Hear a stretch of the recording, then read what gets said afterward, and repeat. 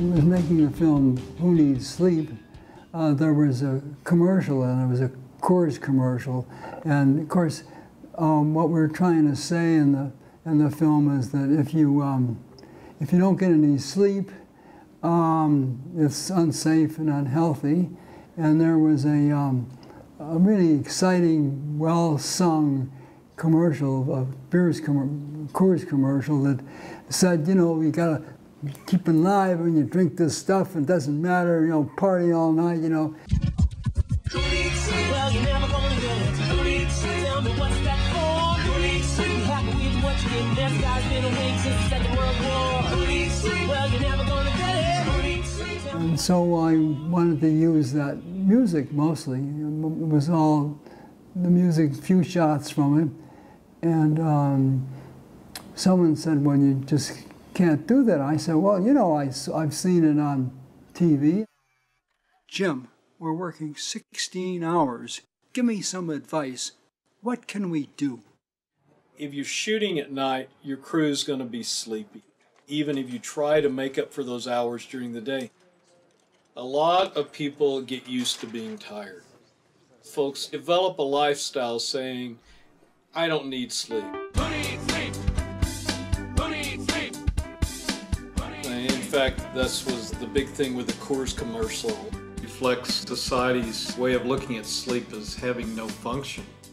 So actually by changing the context of it, just not what the commercial was saying, but making a comment about sleep per se, Michael Donaldson assured me that I wouldn't be sued, and that was about 5 years ago, and I haven't had any suits at all. Haskell's use of that footage was rock solid. He had made the point that there were a lot of influences to convince people that they really didn't need sleep. What he used was reasonably appropriate length, and the connection was crystal clear. So that was rock solid. We didn't even get a phone call on that. 20 Feet from Stardom. Most of that music was licensed, but there was a clip of Michael Jackson. Michael really did inspire me and saying like, wow, it's okay to dream this big. It's okay to realize your dreams. I still believe someday you'll come. The reason that clip from 20 Feet from Stardom was so rock solid is that Judith had talked about that particular performance and how it changed her career. Absolutely. So, of course, you had to show that, and it was being used just after Jackson died, and it was hard to get a hold of anybody from the estate for permission, which probably wouldn't have come anyway. And if it had, it would have been very, very expensive. This was a small documentary.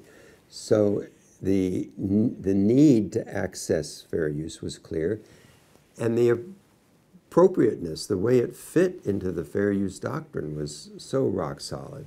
Bowling for Columbine, which I was an archival producer for in Fahrenheit 9/11, and he was supervising producer. We relied on third-party footage to tell those stories. 40% of Bowling for Columbine were third-party images, and more than 50% of Fahrenheit 9/11 was third-party images. Both of those films dealt with the way that the media caved to really powerful interests. So, for example, in Bowling for Columbine, you know, there's a sequence that's called Black, Black, Black.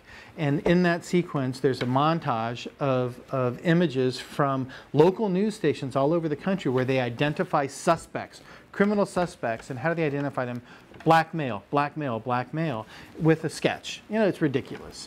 Now, the suspect is a black male in his 20s. We are told he has a large afro, sideburns. He was wearing a silver chain at the time. Police say the suspect is a black man, 6'1", 160 to 180 pounds, about 35 years in age.